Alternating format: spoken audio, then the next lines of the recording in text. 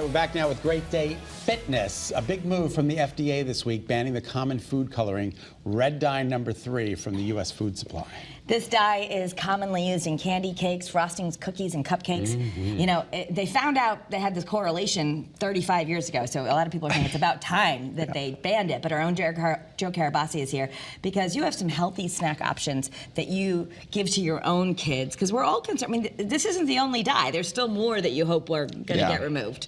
Yeah, and that's the thing, is like we can't, it's a win, right? Yeah. But we cannot rely on the FDA or the government to look out for our kids' best interests, just the reality of it. So I would just warn everybody, you know, like for instance, when Greek yogurt, when wheat bread became popular way back when, then we started to market to those things, and they can speak to like high fiber, high protein, gluten-free. You see that a lot in cereals now as well, because consumers are aware of these things. So they might say like, no red dye, whatever, red dye 3, but again, it doesn't mean that there's other stuff in the back. So I would cautious against almost all cereals.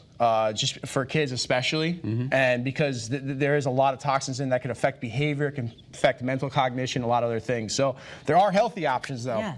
And so overall, when you're looking for a healthy option, yeah, you know, gluten-free is a good thing, but don't just look at gluten-free, because they, like a lot of these cereals are gluten-free now, but they're just loaded with garbage. So, you know, so these are, and there's a little bit of a variety here, right? Let me start actually with breakfast. So Vans protein waffles or pancakes are really good options. You're getting protein, and they're overall relatively clean. They're healthy for the kids, like to eat them, and they're giving kids some nutrients, not just sugar. And that's another issue with a lot of these cereals, is that there's a lot of sugar in breakfast, and so it's messing with their sort of like behavioral at a very early time of the day. So giving them some nutrients is important.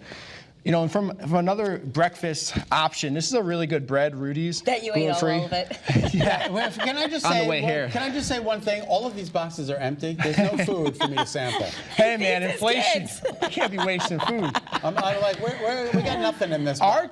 Our kids, they have appetites, and then nonetheless, so this is a sour bread option. Generally, sour bread is going to be healthier no matter what anyway. But again, you're getting some cleaner options. What is it called? Rudy's. Rudy's, yeah.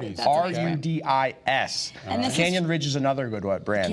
The Canyon Ranch and the Rudy's. Okay, so you can find these usually in the frozen section. Just generally in the frozen section, yeah, like Highland Park Market, you're gonna find in the frozen section. Because they're fresher. Because a lot of times the stuff that can be shelf stable for months, it also has bad stuff. That's true. Yeah, that is true. So I think freezing is a good option. And you know, in terms of snacks, you know, we love Menina. This is Pico de Gallo. There's naturally, they're gluten free. There's no preservatives. Our kids love them. Yeah. They taste like a healthy Doritos. Popcorn doesn't have to be bad. This is lesser evil. The brand actually sticks to what it is. Right here in Connecticut. Right here in Connecticut. It's very clean if you look at the label as well. That's Helena's favorite, and I buy it all the time for her because we can both win on it. Yeah. There you go. Yeah. Pasta. You know, there's a lot of gluten-free pastas. You want to find something either, whether it's brown rice or some sort of bean derivative. So you're going to have some protein if it's a bean, but you're also going to have fiber regardless of either. What is this? These are Yum Earth Organic. So these are lollipops our kids are obsessed with.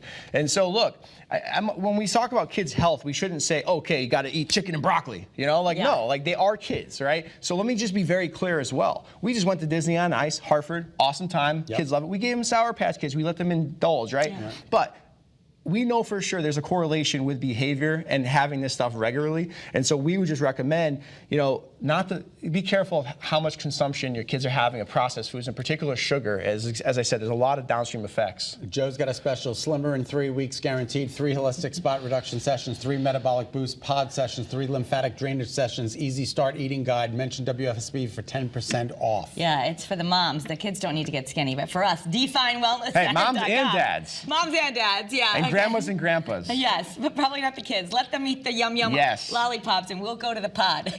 There you go.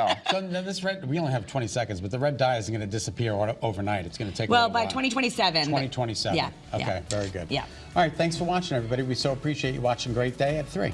Eyewitness News at 4 is next. Join me for your breaking news and weather.